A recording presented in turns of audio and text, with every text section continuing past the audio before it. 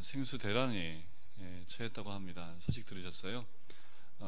지금 대구에 내려가면 생수를 구할 수 없을 만큼 생수를 다 사들여서 마실 물이 없기 때문에 그래서 생수 대신에 콜라를 마실 판이라고 이렇게 기사가 떴더라고요. 그래서 내용을 봤더니 이 수돗물에 과불 화학 물질이 함유가 돼서 나왔다고 그래요. 이것은 정수기로도 안 되고요, 끓여도 없어지지 않은 물질이라고 합니다. 아마도 이제 어떤 공장에서 잘못해서 이 물질이 흘러나온 것 같다고, 그래서 지금은 이제 그 공장에서 나오지 않도록 잘 걸렀다라고 보도가 나오고 있는데, 대구 시민들은 너무 불안하기 때문에 아기들한테 그 수돗물을 끓여서 먹일 수도 없고, 정수기로 아무리 정수를 해도 그 물에서는 그 물질을 걸러낼 수 없는 그 물질이기 때문에 지금 그 대구 지역 안에서는 물을 다 사 먹고 있는 처지인데, 이런 그 추세가 얼마까지 더 갈지는 모르겠다라고 그 보도가 나왔더라고요. 이 기사를 쭉 보면서 참 무섭다는 생각이 들어요. 우리가 물이 참 중요한데 그 물에 들어있는 물질들을 우리가 걸러내기 위해서 수돗물로 나오기까지 굉장히 많은 정수의 과정을 거쳐서 나옵니다. 그것도 우리가 불안해서 끓여 먹잖아요, 그죠? 끓여 먹고 옥수수차도 끓여 먹고 보리차도 끓여 먹어요. 그러면 대부분 이 미세물이나 이런 것들은 다 죽기 때문에 별로 우리가 마시는 데는 별로 어려움이 없고 몸에 지장이 없기 때문에 그렇게 먹는데, 그것도 이제 불안해서 저희가 좀 비싼 정수기를 두고 먹기도 하지요. 그런데 그것으로도 걸릴 수 없는 물질이 있다고 하니까 앞으로도 이런 일들이 더 있으면 있을 것 같다는 좀 생각이 들더라고요. 이런 보도를 보면서 그런 생각이 들어요. 마시는 물이 참 중요하듯이 우리의 말씀도 참 중요한데, 마시는 물이 걸러지지 않은 깨끗지 않은 물에 대해서는 우리가 참 민감하게 반응을 하는데, 우리가 말씀에 대해서도 그렇게 민감해야 되지 않을까. 우리가 영적으로 먹고 마시는 그 말씀이 다른 이물질에 의해서 섞이게 되어지면 하나의 음성은 제대로 들을 수 없기 때문에 우리의 영이 죽을 수 있거든요. 이게 굉장히 중요한, 오늘 다윗이 굉장히 좋은 판단을 하고 그 영적으로 구별을 참 잘합니다. 넘어질 수밖에 없는 그런 상황 가운데 자기의 기분이나 자기의 감정을 딱 잡고 하나님 주권 가운데서 하나님의 인도하심 받고 있는 이 다윗의 모습을 보게 됩니다. 사무엘, 상하 이 두 책은 원래는 하나의 책으로 되어 있었는데 후대에 이것을 두 권으로 나누게 됩니다. 오늘 1절 말씀에 보면 앞부분에 이렇게 나오지요. 사울의 죽은 후에 라고 나옵니다. 사울이 죽은 후로 하는 그 표현 통해서 우리는 31장 사무엘상 31장 맨 마지막에 사울 왕이 죽는 그 장면을 저번 주에 봤기 때문에 아마 기억이 나실 겁니다. 아마도 이 상과 하를 나눌 때에 아마도 이 상은 이제 사울 왕국의 멸망을 통해서 상을 긋고, 이제 사무엘 하는 다윗 왕국이 새롭게 시작하는 시작점이기 때문에 이 상하로 나누어졌다라고 저는 생각을 합니다.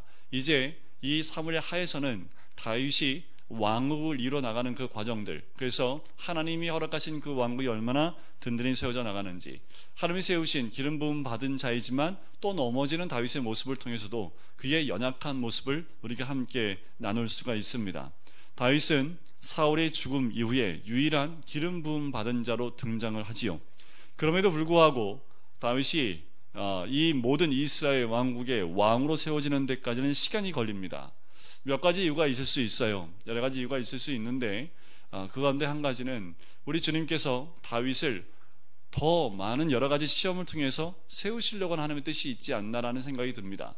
다윗이 정말 믿음 가운데 있는 사람인지를 또 점검하고 또 점검하는 거지요. 그만큼 하나님이 세우신 사람은 하나님이 굉장히 여러 가지 방법으로 점검하시는 것을 보게 됩니다. 사울 왕국은 하나님 나라가 아니라, 하나님이 세우신 그 왕이 아니라 사람에 의해서 세워진 왕이었기 때문에, 초대왕이 사울은 그렇게 왕국이 마지막을 받는다 할지라도 이 하나님이 세우신 다윗은 마지막까지 테스트하고 또 테스트해서 하나님 사람으로 온전히 세우려고 하는 그 과정이 사무엘하 1장부터 또 등장을 하는 모습을 보게 되는 거지요.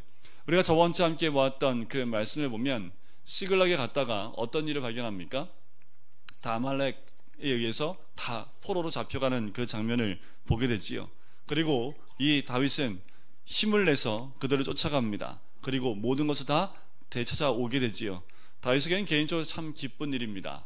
모든 전리품을 나누기에도 엄청난 많은 양을 뺏어오기 때문에 그렇습니다. 너무도 기쁘고 즐거운 가운데 오늘 1절이 시작하는 거거든요. 그렇게 1절에 보면 다윗이 아말렉 사람을 쳐 죽이고 돌아와 다윗이 시글락에서 이틀을 머물더니 그 이틀을 머무는 동안에 이 다윗의 마음은 어땠을까요? 승리에 도취되어져 있는 마음 아니겠습니까? 그리고 전리품을 서로 나누면서 기쁨을 서로 만끽하고 있는 그때가 바로 1절 그 상황이라고 이야기를 합니다. 근데 이 기쁨이 한순간 무너지게 됩니다. 어떤 소식을 듣냐 하면 이스라엘 군대의 소식을 듣게 되지요. 그 소식은 어떤 소식이었습니까? 블레셋에 의해서 완전히 깨어지고 부서지고 그리고 완전히 다 흩어져 버린 그 군대의 모습을 또한 듣게 됩니다. 더불어 듣게 되는 소식이 무엇입니까? 사울 왕의 죽음과 세 아들의 죽음의 이야기를 듣게 되는 거지요. 이 다윗이 그 소식을 들었을 때 어떠한 모습으로 그 소식을 대하고 있는지를 오늘 본문 말씀을 통해서 함께 나누고자 합니다. 1절에 보면 다윗이 아말렉 사람을 쳐 죽이고 돌아와 다윗이 시글락에서 이틀을 머물더니 라는 말씀을 시작했듯이, 자, 우리가 한 가지 여기서 이것을 한번 보았으면 좋겠습니다. 메투엘이라는 그 목사님께서 이분에 대해서 이렇게 각주를 달아놨어요. 뭐냐 하면 다윗 마음 가운데 사울이 죽기를 원하는 마음이 하나도 없었지 않나라는 거지요. 사울에 의해서 쫓겨 다님을 당하고 있습니다. 지금 이 블레셋이 누구하고 전투하기로 나갔습니까? 블레셋이 이스라엘 민족과 전투하러 나가잖아요. 그 전투에 이 다윗도 갔습니다. 근데 우여곡절 끝에 다윗은 다시 돌아오지요. 자, 그 전쟁의 소식에 귀를 열고 있지 않은 다윗의 모습을 봐요. 이 정도 되면 아마도 어떤 한 사람이든 어떤 소식을 전할 수 있는 사람을 남겨놔서 전쟁이 어떻게 진행되는지 또한 사울이 어떻게 되는지를 듣고 싶은 마음이 있을 텐데, 다윗은 전혀 어떠한 사람도 남겨두지 않고 모두 시글락으로 가는 그 모습을 보게 되는 거지요. 다윗이 사울의 망하는 날 보기를 그렇게 바라지 아니하였으며 자기가 왕제에 언제 오를지를 조급하게 기다리지도 않는 그 다윗의 모습을 보는 거예요. 다윗은 분명히 기름 부음 받은 자입니다. 언젠간 왕이 되어 사울이 죽어야지만 자기가 왕이 될 수 있습니다. 그런데 다윗 마음 가운데는 그 왕이 되는 것에 대해서 조금도 조급하지도 않고 사울이 어떻게 되는지에 대해서 관심을 가지고 있지 않은 모습이라는 거지요. 믿음의 사람은 이렇습니다. 하나님 때에 하나님 방법으로 그 왕으로 세워지는 것에 기다림이 있다라는 거지요. 우리가 이 땅 가운데 살아갈 때 믿음의 사람들이 가장 따라야 될 본이 있다면 기다림입니다. 인내입니다. 참 믿을 때 쉽지 않은 것이 이 기다림이지요. 하나님 때에 하나님 방법으로 세우실 그것을 기다리다 보면 하나님이 반드시 세우신다라는 거지요. 그런데 우리가 좀 조급하면 그 시간을 앞당기려고 하는 그 잘못을 저지를 때가 있습니다. 그러면 어떤 방법이 들어갑니까? 인간적인 방법이 들어갑니다. 인위적인 방법이 들어가면 그것은 하나님의 뜻이 아닙니다. 하나님 방법이 아니지요. 그 나라가 또한 그 모든 사건들이 길게 또한 하나님 뜻 가운데 잘 해결되어질 수 없다라는 겁니다. 그리고 그러한 좋은 소식이 들리게 되면 다윗은 그냥 그 소식을 받기만 하면 되는 거지요. 조급한 마음으로 가지고 지루하게 기다리고 있는 다윗의 모습. 하지만 다윗은 조금도 그 모습 가운데서 흔들리지 않는 모습을 보게 됩니다. 무사한 이스라엘 사람들이 블레셋에 의해서 죽임당했고 사울과 세 아들이 죽었다는 소식을 듣게 됩니다. 하나님이 애당초부터 다윗으로 하여금 이스라엘을 떠나지 못하게 하신 이유가 여기에 있는 거지요. 다윗이 이스라엘 가운데 남아 있었다면 어쩌면 다윗은 이 전쟁 가운데 큰 공을 세울 수 있고 이스라엘을 구원할 수 있는 구원자의 자리 가운데 있을 수 있습니다. 사사시대에 하나님이 일반 평민인 사사를 통해서 이스라엘 민족을 구원했듯이 다윗을 통해서 블레셋 가운데 구원할 수 있는 충분한 능력이 다윗에게 있었다라는 거지요. 하지만 이 다윗은 이스라엘 땅을 떠나버립니다. 왜요? 자기 생각엔 이스라엘 땅에 머물러 있으면 죽을 것 같다는 생각이 든 거지요. 그래서 어떤 방법이요? 자기 방법을 선택을 합니다. 그래서 어디로 도망가요? 그 적국인 블레셋 땅으로 도망가 버렸다라는 겁니다. 가끔 하나님이 우리에게 불가능해 보이는 일을 명령하실 때가 있습니다. 때로는 전혀 할 수 없는 일을 우리에게 말씀하실 때가 있습니다. 그런데 이것을 아셨으면 좋겠습니다. 이걸 내가 어떻게 하지? 라는 내 생각이 아니라 하나님이 그것을 그렇게 하기를 원하신다면 그 모든 방법과 수단도 하나님이 준비해 놓으셨다라는 거지요. 그런데 우리는 뭐가 더 크게 보입니까? 사건이 더 크게 보여요.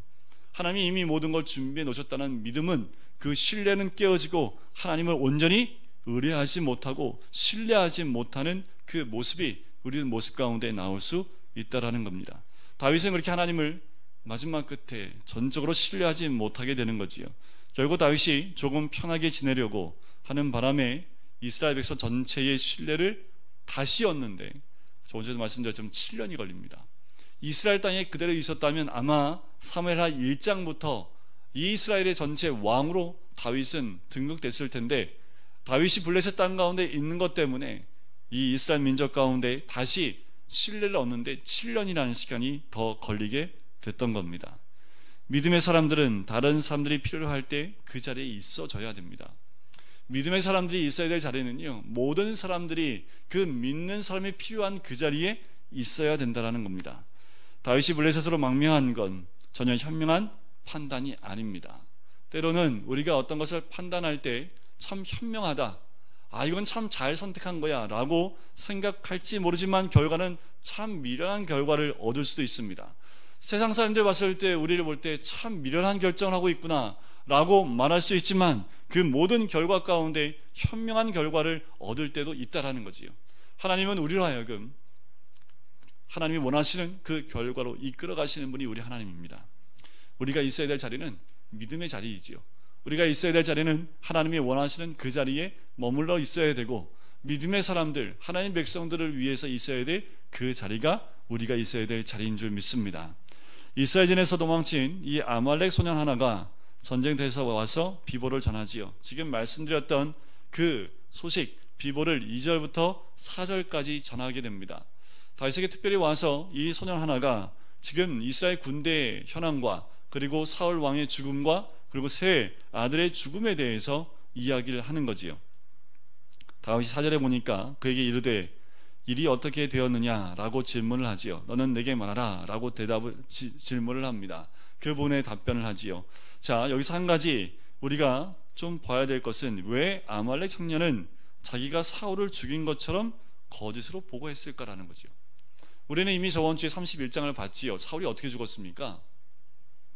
어떻게 죽었어요? 무기든 그 자기 부하한테 나를 좀 죽여달라고 얘기하지요. 할례 받지 않은 저들에게 내가 죽임 받는 것보다 너한테 죽는 게 더 낫겠다 해서 나를 죽여달라고 하는데, 그가 차마 기름 부음 받은 왕을 죽일 수 없다고 얘기하니까 사울이 어떻게 해요? 자기의 검을 들고 그 앞에 꼬꾸라져 죽습니다. 자결을 하지요. 자살을 합니다. 그것을 보고 있었던 그 옆에 있던 그 무기를 들었던 그 사람도 같이 똑같이 자결을 하는 모습이 나옵니다. 31장의 그 모습 통해서 우리가 한 가지 알았던 것은 무엇입니까? 사울 왕국의 핵심 주제가 뭡니까? 사람이 주인된 나라였다라는 거지요. 하나님 주인된 나라가 아니라 사람이 주인된 나라. 그래서 사울은 마지막 자기의 생명까지도 자기의 마음대로 결정해버리는 그 왕이 되어져 버렸다라는 겁니다. 사울의 자살은 결국 그 왕국의 속성을 고발해주는 모습과도 같다라는 겁니다. 우리는 사울 왕국의 그 모습 가운데 있으면 안 됩니다. 우리가 어떤 일을 결정하더라도 하나님의 뜻이 어딘지를 분별하고 결정을 해야지, 또한 그것을 내 마음대로 내가 결정해버리면 우리는 다윗 왕국이 아닌 사울 왕국 가운데 있는 겁니다. 여러분들 뻗어시 알잖아요. 사울 왕국은 어떻게 돼요? 멸망합니다. 다윗의 왕국은 어떻게 돼요? 하나님 나라로 세워집니다. 우리가 꼭 기억해야 될 것은 그 나라의 주인이 누구냐에 따라서 그 결과가 딱 결정나져 있는 거지요. 여러분들 무슨 일을 하든 무엇을 선택하든 참 이것이 어떻게 보면 쉽지 않은 결정이기도 합니다. 내가 하는 모든 결정들을 하나님께 의탁하고 그 결과를 기다리고 한 발자국 한 발자국 걸어 나가는 것만큼 더 중요한 게 없지요. 그런데 우리는 우리의 삶을 살다 보면 너무나 조급하기 때문에 내가 원한 그때에 그 일이 이루어져야 되기 때문에 때로는 사울처럼 내가 원하는 때에 원하는 방법을 해나갈 때가 있다라는 겁니다. 이 아말렉 청년은 이 사울과 다윗 관계를 너무도 잘 알고 있는, 이 정치적으로 이 흐름을 너무도 잘 알고 있는 그 청년입니다. 왜 그랬을까요? 사울이 이미 죽었습니다. 그러면 이제 다음에 이어질 왕이 누구라는 것을 알고 있는 거예요? 다윗이라는 걸 알고 있는 거지요. 그러니까 어떻게 해요? 다윗이 찾아가서 조금 신임을 얻고 무엇인가 자신에게 이득을 얻기 위해서 다윗을 찾아간 겁니다. 그래서 어떻게 해요? 사울의 죽음을 누가 죽였다고 얘기합니까? 본인이 죽였다고 얘기하는 거지요. 거짓말을 합니다. 이렇게 거짓말을 하는 이유는 다윗을 죽이려고 했던 사울이기 때문에, 그리고 다윗의 적이었고 또한 다윗을 죽이려고 했던 사람이기 때문에 이렇게 자기가 죽였다고 하면 다윗에게서 큰 신임을 얻을 수 있고 믿음을 얻을 수 있을 것처럼 생각했기 때문에 그는 다윗의 환심을 사기 위해서 거짓말을 하게 되는 거지요. 하지만 다윗은 결국 그 아말렉 청년을 어떻게 합니까? 결국 그 일 때문에, 그가 말한 그 일 때문에 죽임을 당하게 되지요. 자, 11절 한번 보실까요? 11절부터 15절까지 말씀인데요, 제가 한번 읽어드릴 테니까 성경을 보고 한번 쫓아와 보세요. 이에 다윗이 자기 옷을 잡아 찢음에 함께 있는 모든 사람도 그리하고 사울과 그의 아들 요나단과 여호와의 백성과 이스라엘 족속이 칼의 죽음으로 말미암아 저녁 때까지 슬퍼하여 울며 금식하니라. 이 금식은 기도와 함께하는 금식입니다. 다윗이 그 소식을 전한 청년에게 묻되 너는 어디 사람이냐? 대답하되 나는 아말렉 사람 곧 외국인의 아들이니이다 하니 다윗이 그에게 이르되 네가 어찌하여 손을 들어 여호와의 기름 부음 받은 자 죽이기를 두려워하지 아니하였느냐 하고 다윗이 청년 중 한 사람을 불러 이르되 가까이 가서 그를 죽이라 하매 그가 침에 곧 죽으니라. 거짓을 말했던 이 아말렉 청년의 결말이 나옵니다. 정치적으로 꾀를 쓰는 이 청년은 한 가지 사실을 몰랐던 거지요. 이 청년은 다윗이 정치인이자 군인으로만 알고 있었습니다. 그래서 사울이 죽으면 다윗이 기뻐할 거라고 생각을 했다는 거지요. 그런데 이 아말렉 청년이 몰랐던 한 가지는 뭐냐 하면 이 다윗이 믿음의 사람이라는 것을 몰랐습니다. 하나님을 두려워하고 하나님을 경외하는 사람이라는 것을 이 청년은 몰랐다라는 겁니다. 다윗은 모든 사건을 믿음의 관점에서, 하나님의 주권적인 관점에서 받아들이고 이해했던 사람입니다. 어떠한 사건이든 하나님 관점으로 보려고 하고 하나님 관점으로 그 모든 것을 해석하려고 했던 사람이 다윗이라는 사람입니다. 어떻게 알 수 있어요? 내가 기름 부음 입은 자에게 어떻게 감히 손을 대느냐라는 그 말씀을 통해서 알 수 있는 거지요. 어떠한 성경적 가치관을 내포하고 있습니까? 하나님 나라, 그분의 왕국은 사람의 인위적인 방법으로 세워지는 것이 아님을 이야기하는 거지요. 하나님 나라는 사람에 의해서 만들어지는 것이 아니라 하나님이 세우시는 나라가 바로 하나님 나라라는 그 메시지를 이야기하고 있는 겁니다. 이 청년은 다윗의 환심을 사려다 결국 죽게 되지요. 근데 하나님은 0.1%라도 인간적인 힘이나 인간적인 작용을 허락하지 않으신다라는 겁니다. 하나님 복음의 씨앗을 담고 있는 다윗의 왕국이 순결해야 되기 때문에 그렇습니다. 하나님 방법대로 철저한 하나님의 뜻대로 이루어지는 그 순결함이 이 나라 가운데 있어야 되기 때문에 그렇습니다. 다윗은 다치고 있는 사울의 나라도, 자신을 통해 세워질 나라도 하나님의 주권적 성리 가운데 세워져야 됨을 이 다윗은 이야기하고 있는 거지요. 모든 나라는 다 주님 손에 있습니다. 우리의 모든 것도 다 주의 주권 아래에 있는 줄 믿습니다. 요새 이 나라 정국이요 어지럽죠. 이게 지금 우리나라가 이 주도권을 가지고 있는 것 같지도 않고, 지금 우리나라는 약간 뒤에 있는 것 같고, 강대국이 북한하고 이야기하면서 이가 진행되어져 가고 있고, 경제는 어렵다고 얘기하고, 여러 가지가 안 좋은 소식과 또 좋은 소식과 여러 가지 이야기들이 자꾸 왔다 갔다 하는 것을 보면서 저도 가끔 이야기를 하지만, 우리가 이야기할 때 어떻게 이야기를 합니까? 정치적인 논리를 가지고 얘기할 때가 많고요, 경제적인 논리를 가지고 이야기할 때가 많다라는 겁니다. 하지만 다윗을 통해서 우리가 깨닫게 되는 건 무엇입니까? 믿음의 관점으로 접근해야 된다라는 겁니다. 신앙의 관점으로 접근해야 된다라는 거지요.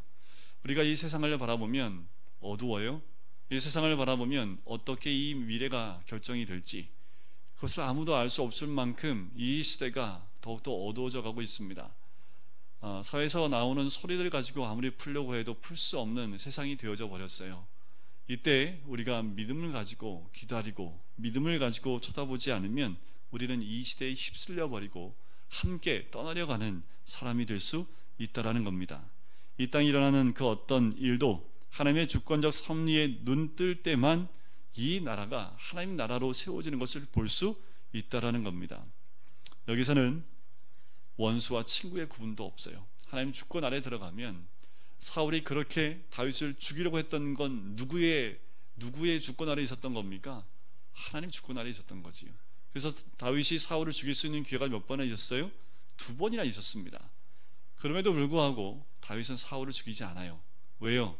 그 모든 일을 누가 주관하고 계신 겁니까? 사울을 통해서 하나님이 주관하고 계신다고 다윗은 믿었기 때문에 그렇습니다. 그래서요, 여러분들 주변에 좀 괴롭히는 분들 계신가요? 잘해주셔야죠.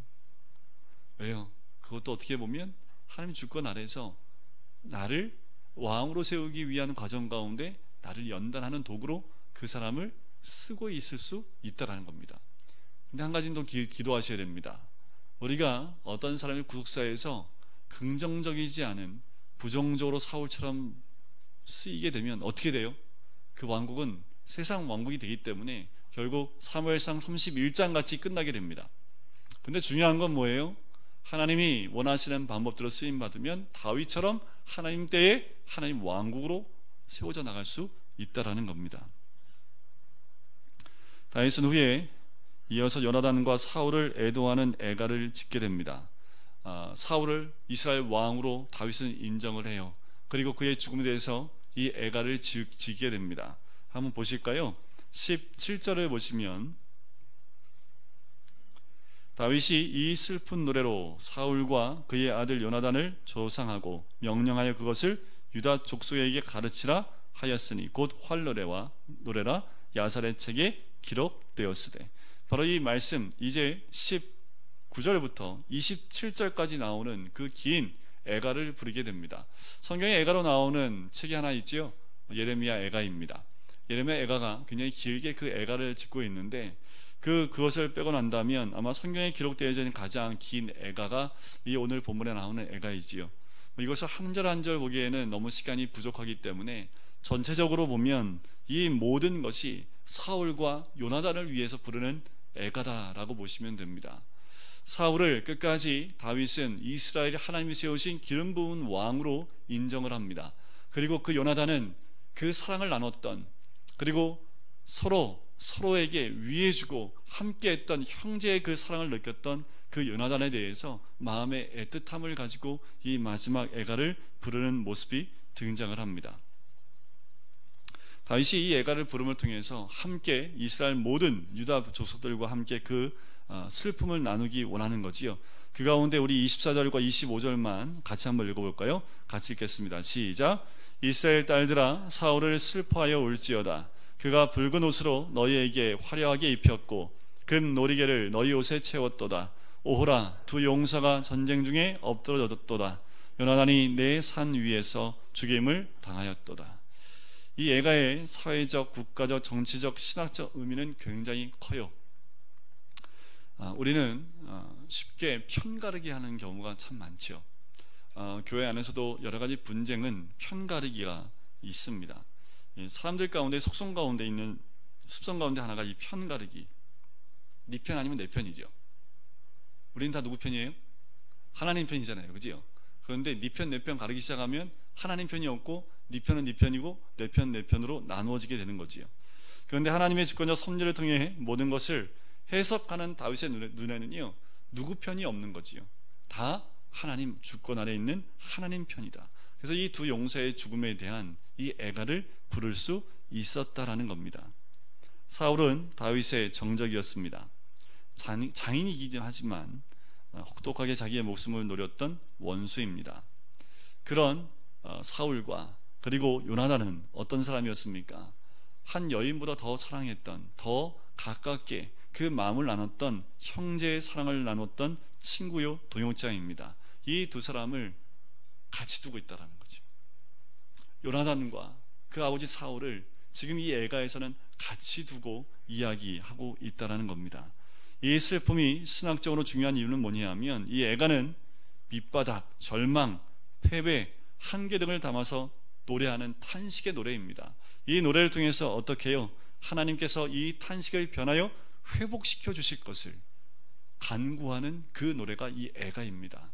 이 마음에 있는 걸 다 토해냄을 통해서 하나님이 우리의 마음을 회복시켜 주시는 그 귀한 은혜가 있는 것이 이 애가라는 거지요. 이 애가는 이제 다윗에게만 불려주는 노래가 아니라 야살의 책에 기록되어서 모든 유다 백성들이 함께 부르는 노래가 되어집니다.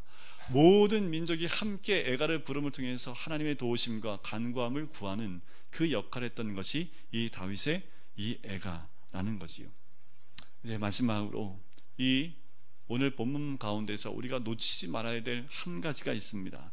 그 한 가지만 바라보고 우리가 말씀을 마치도록 하겠습니다. 무엇이냐 하면 1절에 나오는 한 단어입니다. 1절에 뭐라고 나옵니까? 사울이 죽은 후에 다윗이 누구를 쳐 죽여요? 누구를요? 아말렉 사람을 쳐 죽였다라고 이야기를 합니다. 그런데 오늘 12절 한번 보실까요? 13절입니다. 13절.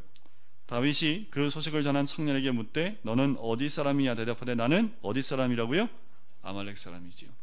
오늘 본 말씀에 이 아말렉 사람에 대한 부분을 우리가 꼭 기억하셔야 됩니다. 이 아말렉은 원래 원조로 올라가게 되면 이스라엘 민족이 광야를 통과할 때 출애굽기 17장에 보면 이 이스라엘 민족이 힘들고 어려울 때 공격해 들어왔던 민족이 아말렉 족속입니다. 그래서 하나님이 그 족속과 싸울 때 여호수아를 통해서 승리케 하시죠. 그리고 하나님 하시는 말씀이 뭐냐 하면 대대로 이 민족과 싸우리라 라고까지 말씀하셨고, 사울 왕을 통해서 어떻게 해요? 이 민족을 진멸하라까지 말씀하셨습니다. 결국 사울이 어떻게 해요? 진멸하지 못하지요. 그것 때문에 폐위를 당하는 그 근거를 제공했던 것이 이 아말렉 전투에서 진멸하지 못했기 때문에 그렇습니다. 이 아말렉 족속은 하나님 백성이 뒤처져 있는 그 사람들을 공격해서 죽였던 민족이 이 아말렉 족속입니다. 아말렉은 성경에서 어떻게 보면 사단을 의미하지요.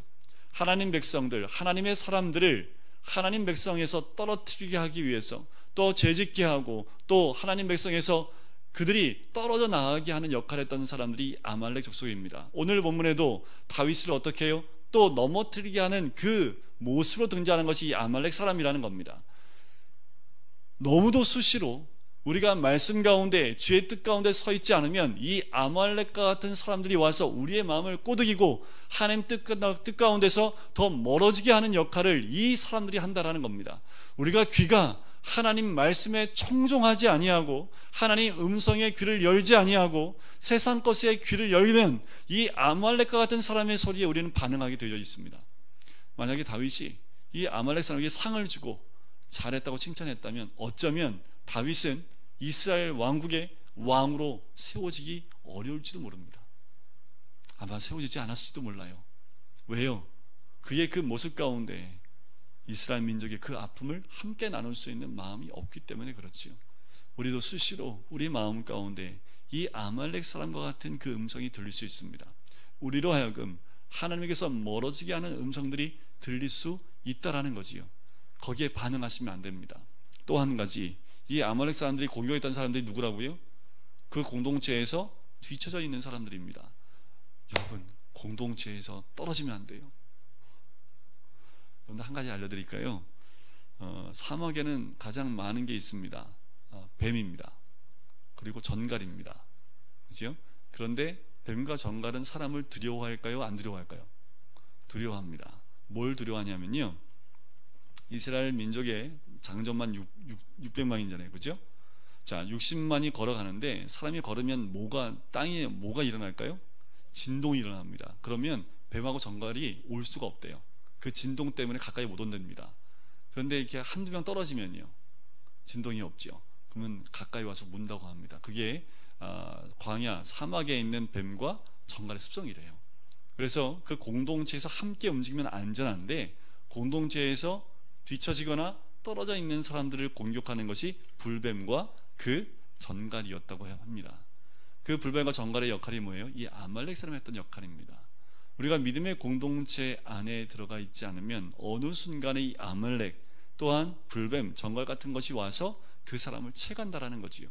지금도 이 마지막 때에 사단은 우는 사자와 같이 믿는 사람 한 사람을 또 채가기 위해서 으르렁거리고 있는 모습과 동일한 겁니다.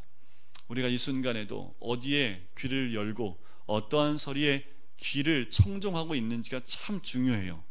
오늘 새벽 말씀 가운데에도 반복해서 나오는 것은 하나님 음성, 말씀을 청종하면 복을 주시겠다라고 누누이 말씀을 합니다.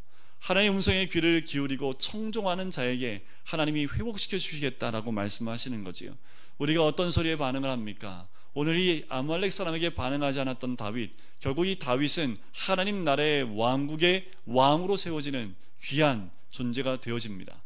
하나님은 지금도 우리 주변에 수없이 많은 불뱀과 정갈과 이 아말렉 사람을 통해서 우리를 넘어뜨려 하고 있다라는 거지요. 우리가 말씀 가운데 깨어있지 않으면 순간순간 우리의 감정과 또한 내 판단과 사울과 같이 내가 원하는 것을 선택해 나감으로 또 그 공동체에서 멀어지게 되고 우리는 그 가운데 공격을 당할 수 있는 위치에 있을 수 있다라는 거지요. 우리가 좀 힘들어도 공동체 안에 묶여 있는 것이 참 중요합니다. 조금 힘들어도 다른 것이 아닌 말씀에 붙잡혀 있는 것이 참 복입니다. 다른 소리에 이렇게 듣기 좋은 소리를 따라가는 것이 아니라 좀 듣기 싫어도 말씀을 청종하면 그 말씀 안에 생명이 있고 그 말씀 안에 복이 있습니다. 내 눈에 보이는 지속적인 내 눈에 보이는 것이 없다 할지라도 믿고 나갈 때 하나님이 때에 채워주시는 그 은혜가 있다라는 거지요. 이제 다윗은 조급하지 않고 이제 한 단계 한 단계 하나님의 인도하심을 따라서 왕의 자리까지 올라갑니다. 이미 사무엘에게 기름 부음 받았잖아요, 그죠? 이 이후에 기름 부음 몇 번 더 받는지 아세요? 2번이나 더 받습니다. 그렇게 하나님이 기름 부음을 2번이나 더 주세요. 유다 족속 가운데 한번 받고요, 마지막에는 나머지 모든 족속이 함께 와서 다윗에게 기름 붓는 장면이 나와요. 총 몇 번의 기름 부음 받았습니까? 3번이에요. 3번. 하나님이 밟고 또 한 번 밟고요, 3번 밟고 난 다음에 그 다음에 왕으로 세우신다니까요. 지금도 우리가 믿음 가운데 있는지 고린도서 13장에 보면 너희 자신을 시험하라 라는 말씀처럼 우리가 날마다 하나님 말씀의 믿음 가운데 있는지 우리 스스로를 점검해 보셔야 됩니다. 그렇지 않으면 어느 순간인가 이 아말렉 청년 같은 사람이 내 귀 옆에 있어요. 여기 달라붙어 있어요. 그리고 어느 순간인가 전갈이 와서 우리를 물고 있는 그 모습을 발견하게 됩니다. 여러분들, 하나님 믿는 믿음의 공동체 안에 있는 것이 하나님의 보호함이 있는 곳이고요. 잘 모르겠어요. 그러면 교회 안에 있으시면 됩니다. 그러면 하나님께서 그 교회 안에 주신 말씀을 통해서 보호하시고 인도하심이 있다라는 거지요.